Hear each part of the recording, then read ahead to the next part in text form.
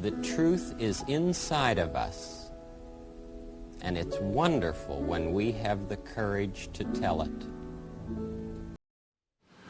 The world of finance. In this developed country, we have banks, loan officers, creditors, and investments. It's amazing how infinite it is to become a wealthy individual or even have the gateway to amass an amount of money to begin with. Financial literacy has always been common throughout the generations. The gap has become smaller since we have introduced educational seminars talking about money or public figures expressing their own proprietary methods. Over 4,000 years ago, the first prototype banks, that is, the merchants of the world, gave grain loans to farmers and traders who carried goods between cities. This was the beginning of the first iteration of banking. The cities in Assyria, India, and Sumeria were the first to utilize this strategy. But then it would later form into what we know it as today, the FDIC, Federal Deposits Insurance Corporation. You can see this acronym positioned on the front door or inside near the clerk or teller while you are intending to conduct your business. When you walk into a bank or local financial establishment, just know that this is a privilege to store your wealth within these corporations. Otherwise, you risk losing it all by following your own methods of safekeeping, if we can call it that. Did you know that banks are authorized by law to protect their depositor accounts up to $250,000? Now, obviously, this is not going to cover those who are the 10% of the population with their millions and billions. But for the average depositor, $250,000 is a sufficient amount. If a person decides to diversify their money through multiple banks, they can, and by law, each of those accounts will be insured up to the said amount. So, if there's a crisis or failure within the bank, your capital is insured. See, this is information that they don't tell you. We are a long way from storing our money in shoe boxes, closets, secret cabinets, or in a secured place that we may have reason to be safe. Before any quantifiable amount of banks were created, most people would give their money to religious entities because of the perception of good faith and honesty. This was actually the common practice amongst communities for years, until the idea of capital gains came into play. What was once a loyal and wholesome strategy to store your money in the church has changed into what we know it is as today, a business. It's typically associated with the 501c3 code, which is a loophole nonetheless to extract money from the audience or attendees as a non-profit organization. Legalized extortion by using religion as a tactic, if you ask me. Other forms of scrutinized behaviors with political schemes, fraudulent investing, and insider trading can only go so far, and you'll get away with it for a length of a time until the United States Securities and Exchange Commission comes knocking at your door. Those who took the risk to capitalize illegally have ultimately gotten caught. The energy and craftiness of a salesperson is something to commend. The fact that they have to walk up to their potential client with the intent to sell a product can be a daunting task for any job incentivized by commissions. Just look at how couples meet, or those who have a high interest in another person for romance. Isn't it a sense of nervousness or self-doubt during that meeting? This is normal, and shouldn't be thought about too heavily. Matthew Huffsey, a dating expert, stated that we have anxiety because we look too far ahead regarding someone we may or may not hit it off with. This is the same dilemma in the sales occupation. The agents are not truly invested in a long-term success, so they half-heartedly treat the job the same way they treat their relationships. You will get what you put out. If you choose to do things just to get by, then your return on investment will be equal to your exact efforts exerted. What civilization has ever received anything without doing nothing? The brilliant Sir Isaac Newton stated that objects in motion tend to remain in motion. So then, if an object doesn't have any inertia to move, it will remain in the same place. That's why if you have faith, you cannot simply do nothing. You must put in motion that belief as a daily practice. A dead person has no more life to live, and a useless mind results in a stagnant body. Let me jog your mind for a moment. Why are people chameleons? After all you have to do is be yourself. But how can you in this world? The challenge of being authentic is often the underlying problem. I don't think anyone outside of the elderly has accepted who they are internally. This stems from lack of emotional support and subtle affirmation from parents or siblings.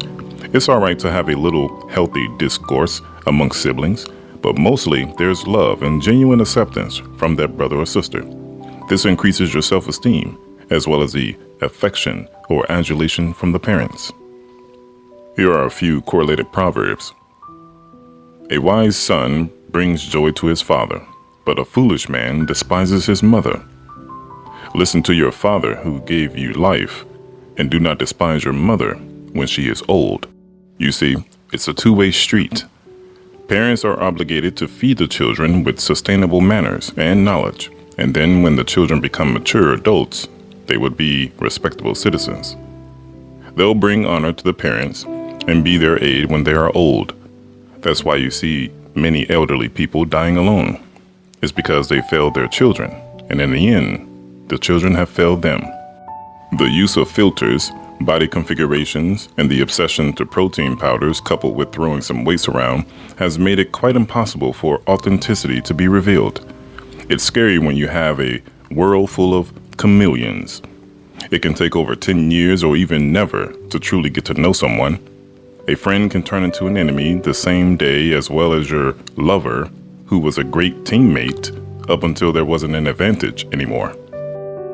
Real love endures through all things and hopes in all things, no matter what. Many have lied to themselves when they have said, "Until death do us part." With divorce rates at 54% initiated by women majorly, we have to figure that they are not in the relationship for the right reasons. Seems that the vow has undergone a change that isn't documented as legal, but is known universally by the actions of the oath breaker. Instead of "death do us part," it has become "until I do us part," on the notion that if the spouse becomes disinterested at any moment in the marriage, they will exercise this motive for their own sake, regardless of how you may feel. No one considers the damages that will be inflicted once you commit to divorce or ending a relationship that was possibly good for you.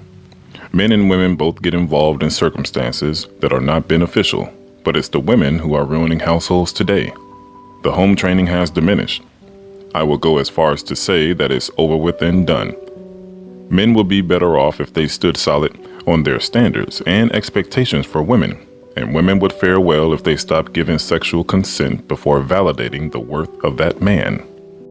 The results of not having control over yourself and failing to accept who you are without trying to reason if someone is better or worse than you begins the unhealthy cycle of unsustained relationships. There is a reason why the Bible stated, "Examine ourselves." Critiquing oneself is the truest way to develop your self-esteem. It's an overlooked skill. Reflection and accountability are the two most neglected subjects in personal development. If we took 5 minutes a day to write down our flaws in the effort of reducing them, or benefiting from both physical and spiritual growth by going on a nature walk, I believe people would be more calibrated to actually think. Your thoughts are an exact proportion of your being. If your inner dialogue is consumed with cruel motivations, then so are you. This is no different with the person who focuses their thoughts on their goals, religion, or mission. They eventually become what they have thought about or land closer to the target than not. Have you ever seen a lion behave like a giraffe? I can confidently say that you have not. Biologically and instinctively, they cannot reason with logic to make a choice. But those who have a choice in making a conscious effort to have a directional mindset cannot have an excuse to the outcome of their lifestyle. A man does not think like a woman, nor does a woman think like a man. Through relationships and interactions, we can develop a keen understanding of the opposite sex by anecdotal observations and scientific research, which provides us a basis of living together in a healthier manner. The facts are that whatever 80% of your mind is preoccupied with typically depicts the direction of your current state of being. This is why it's important to filter what you watch, read, or hear, because most people do not understand that the subconscious is what truly drives an individual in life. If you cannot be in solitude for a moderate length of time to be alone, then you always seek comfort in outward sources, whether it be people, places, or things.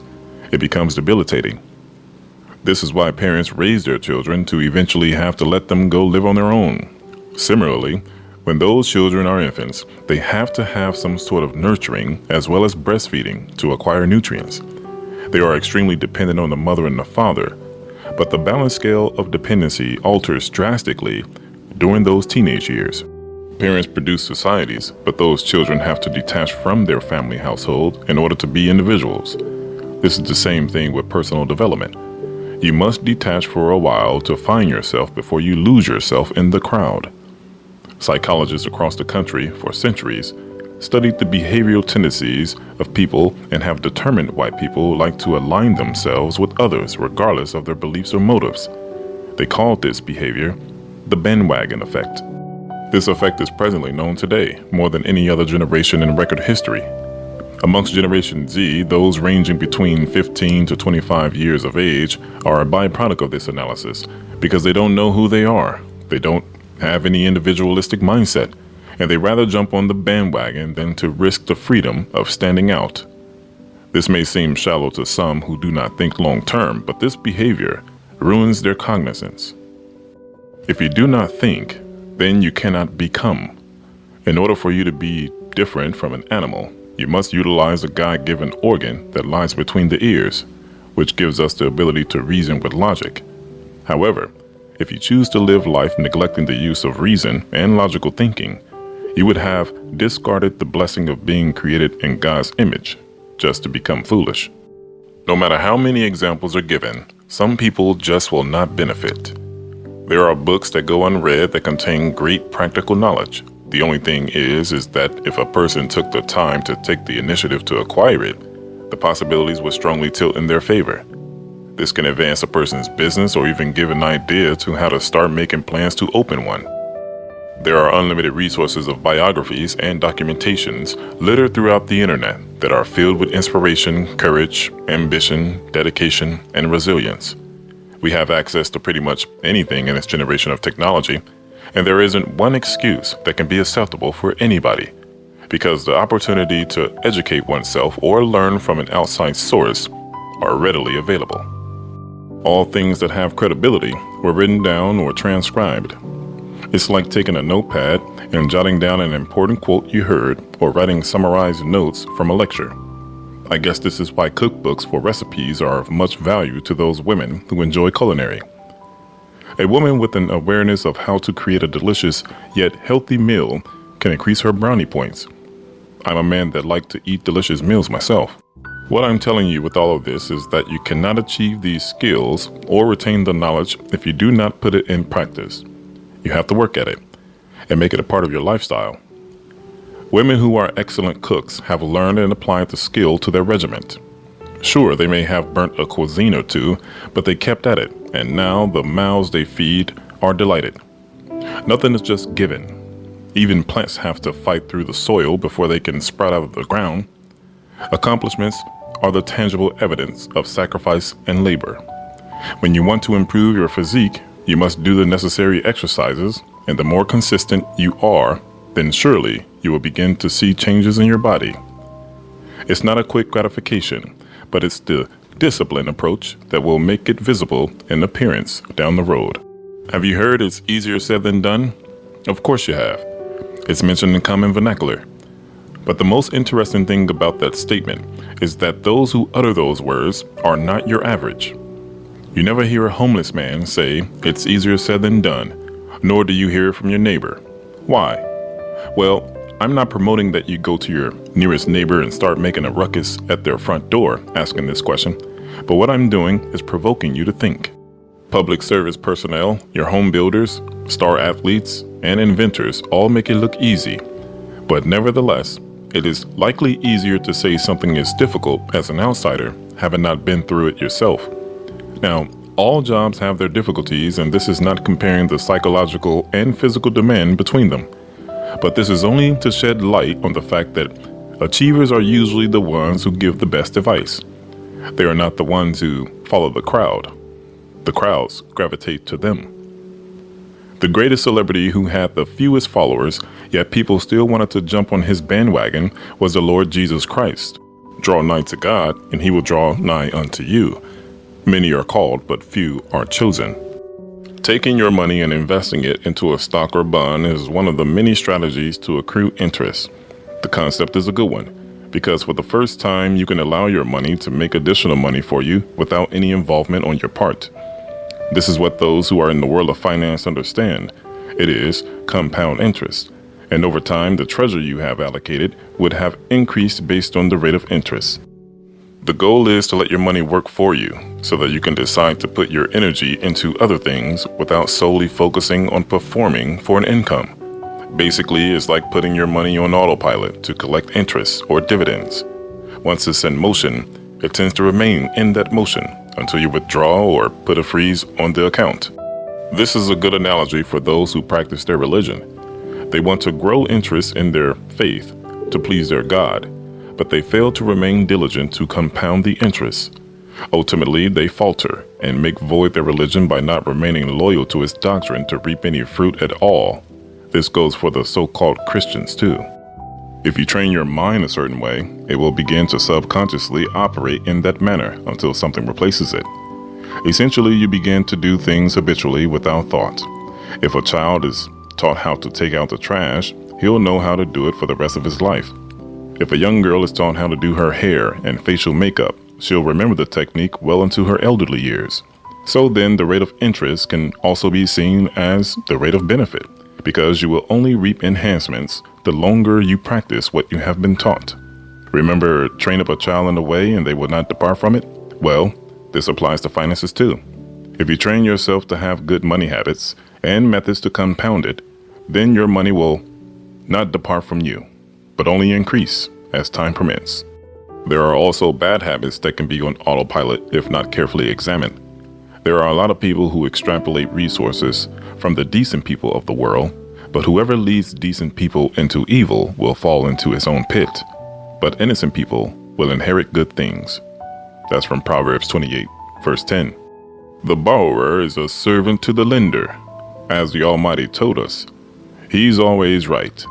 And the misconception that there isn't an omnipotent being more intelligent, more wise, and astute is beyond uneducated. A hollow head makes for an empty mind. I was reading an article posted by the American Heart Association, and I read something interesting about brain health. It stated, scientists are learning more about how to prevent cognitive decline before changes to the brain have begun. Lazar, a professor of neurology and neurobiology, said, "We have compiled the latest research and found factors like sleep, mental health, and education are a more comprehensive lifestyle strategy that optimizes brain health in addition to cardiovascular health." The fact is that the priority of physical exercise and brain functionalities are not desirable. It is an illusion to believe that there are more people who have good fitness just by anecdotally seeing men and women posting workout videos on social media. That's not the majority, but the minority of the world.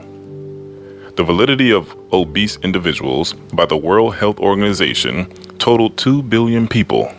That's 25% of the world. Sure, this is a small percent in the grand scheme, but those who are overweight, the percent is close to 40.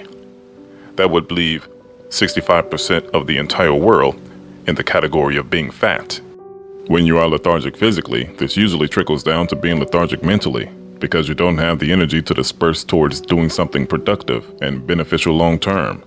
If you don't have ways to optimize your overall health, then it's only going to contribute to the degradation of your existence, including hygiene. Now, you can believe in Buddhism, Islam, Taoism, or Confucius, and that's all fine and dandy. But the point is that it is irrefutable to subscribe to the belief that there isn't a higher mind above the intellect of us humans. If the so-called Big Bang destroyed all the living prehistoric animals, then who created this Big Bang itself? The same entity that created it is the same entity that has full control over the pulmonary activity of your heart. If you can reason to agree that you have no voluntary control over this crucial organ, whether you are awake or asleep, then you are close to answering the first question after all. How many of us understand the truth about FICO scores? It's fairly simple to comprehend. Young adults should have a keen understanding of it, as well as middle-aged men and women. The Standard & Poor's, which is a global rating credit agency and also a major index for equities, had concluded, based on their survey, that 57% of the world population are financially illiterate. No wonder why there are a bunch of households making purchases that negatively affect them. It's a problem with both the lenders and the consumers, because you have financial companies giving credit to people who shouldn't be giving it. And since more than average are carrying heavy debt as deep as a small pond, it becomes more of a challenge to pay off the debt. Let's not forget about the interest accrued on the loan or open line of credit. The Bible stated, "The craving of a sluggard will be the death of him, because his hands refuse to work." How many people want to earn money or get rich without any labor involved? To be honest, it's already present today, with most employees providing half-hearted services to customers and clients. We all tend to want things that are unimportant rather than the important. No one considers that financial freedom is a progressive process and not about being an instant millionaire. The illusion is seeing professional athletes and musicians or commercial artist salaries and correlating that information with the average person. An average individual makes $54,000 per year according to the United States labor statistics, and that can go a long way if you have a good spending and saving habits. There was a young man who was employed by a corporation for about 15 years, and with intelligent financial management skills, while also paying his bills and liabilities like everyone else, he managed to become a millionaire. He's now living in retirement at 40 years of age. There are many ways to achieve financial freedom in this generation, but as the word of the Lord said, those who tend to be lazy in finding the information or seeking financial advice for the betterment will ultimately reach their own destination of ruin: poverty. Likewise, for those who are allergic to legitimate labor, no one has obtained riches by doing nothing, and you cannot be wealthy without the benefit of compound interest. The point here is that your credit score is important to all large financial companies to decipher your risk of defaulting. The lower your score, the more often you will not have the trust of any lender. And if your score is exceptionally high, you will have more favorable agreements with low interest rates. This is exactly how God looks at every living organism in the world, and He arranges them all in categories just like the creditors do. Just like the FICO score represents your worthiness based on your financial history, your lifestyle represents the faithfulness you have with God. Getting an approval for a loan doesn't always depend on your score in itself. Sometimes it depends on the existing debt you may have and how much income you are generating at that time. There are other factors that are considered, is all I'm saying. This is similar to anything else in life. 80% of men do not want to be a stepfather to children that are not biologically attached, or engage with a woman who has an unhealthy past.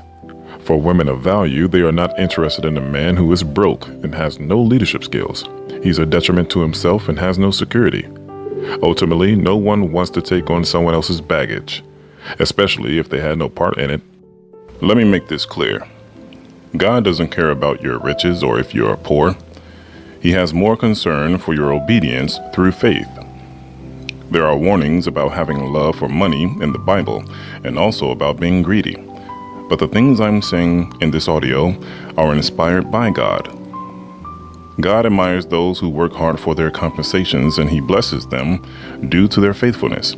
He's not against making money legitimately and managing it. If a person happens to accumulate a large amount of money, then it's God who permits it. The Lord gives and the Lord taketh away. Blessed be the name of the Lord. What matters the most is what you do with the money. Will you use it for good or for bad? I'll pray for you. You know, there are some super Christians and false believers of other doctrines that manipulate the context of scriptures for their popularity. I'm sure you're aware of this. But perhaps if you are not, then I say to you that in all thy getting, you must get an understanding.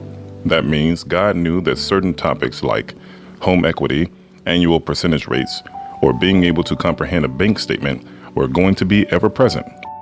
This is why we have teachers, tutors, and professors. They are God's stewards to teach these subjects to inform and educate. The master healer came down to heal the sick and the brokenhearted. He left a profound impression. This is why we have surgeons, clinical therapists, physicians, doctors, nurses, and hospice. We need them all because humanity is incredibly sick. But they didn't learn these skills from the Bible. They're simply not there. You have to seek the knowledge to obtain it. Seek and ye shall find, as Jesus stated. This is why there are no specific biblical books about geometry, real estate, anatomy, or any profession at that. The Lord provided us with the foundation, but it is up to us to discover the knowledge. Don't discard books that are not biblical, but pick them up and read them, because those books are also created by the Creator. If you don't like reading, you can listen to the audiobook in this advanced generation we live in. How do you learn how to drive a vehicle? How do we learn to use a computer? How does a child learn to ride a bike? None of which are in the Bible, yet we learned how to use them. I think these religious groups are forgetting that we have to understand that we must apply godly principles to this era. God gave Henry Ford the idea to make the first vehicle, and Thomas Edison revolutionized the electric industry.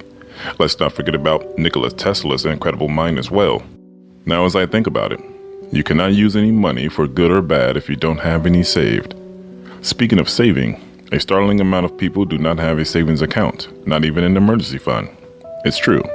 The median emergency fund balance is $2,000. To put it in perspective, there are a greater number of accounts with less balances. The Federal Reserve reported that 36% of Americans do not have enough in their account to cover a $400 emergency. That equates to 121 million Americans. People don't want to work or commit to labor, and therefore, if they do not work, they deserve to not eat, as the Lord stated.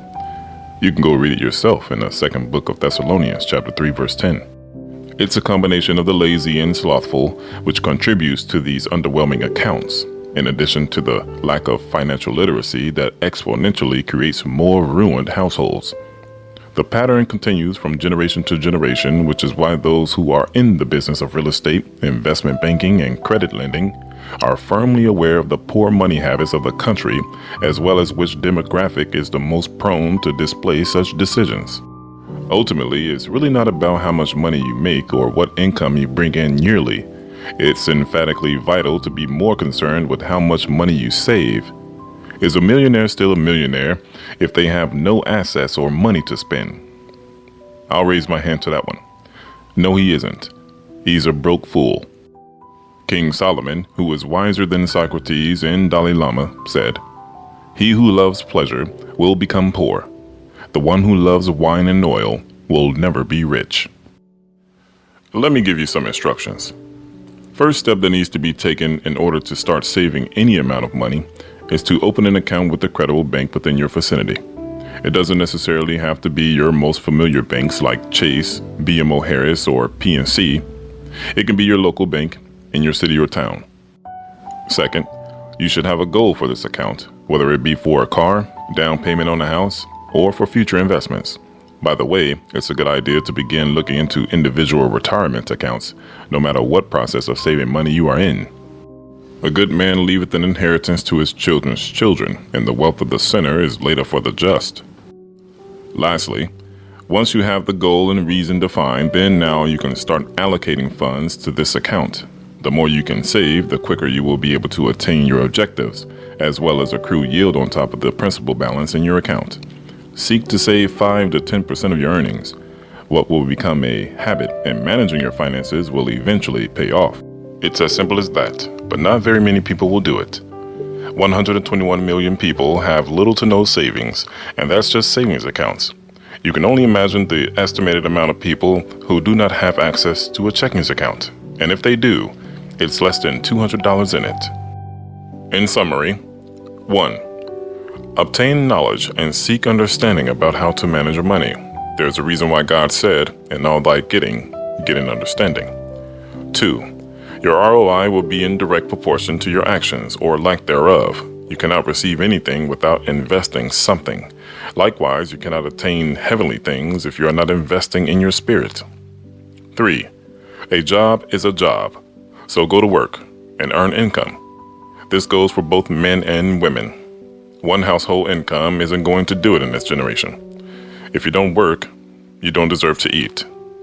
4. Be frugal and intelligent with your money. Don't try to keep up with the Joneses. 5. Open a savings account and save 5 to 10% of your earnings. 6. Pay your bills on time to alleviate unnecessary strain. 7. Have short-term and long-term financial goals. Longevity over brevity. 8. Use debt to increase your wealth. It's a strategy and nothing to be afraid of. 9. Think about retirement now before it's too late to make any adjustments, because many employees thought that they could manage to survive after their resignation from duty. 10. Don't gamble your money in hopes of becoming rich quickly. The quicker you have gotten it, the quicker you will be residing on the streets near you. 11. Acquire financial literacy so that you are able to maneuver at your own pace. And 12. Don't labor to be rich. And do not develop a love for money, because we all know that you cannot serve money and God successfully. Now for these 2 wise sayings. Dishonest money dwindles away, but whoever gathers money little by little makes it grow. Whoever increases wealth by taking interest or profit from the poor amasses it for another, who will be kind to the poor. If you truly want to have financial freedom, then I dare you to meditate on these statements from the master carpenter from Galilee.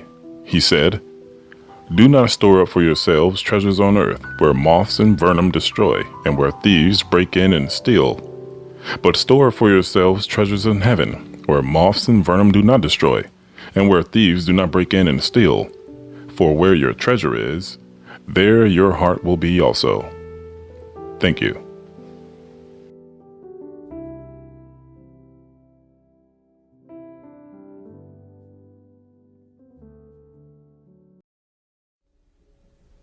The truth is inside of us, and it's wonderful when we have the courage to tell it.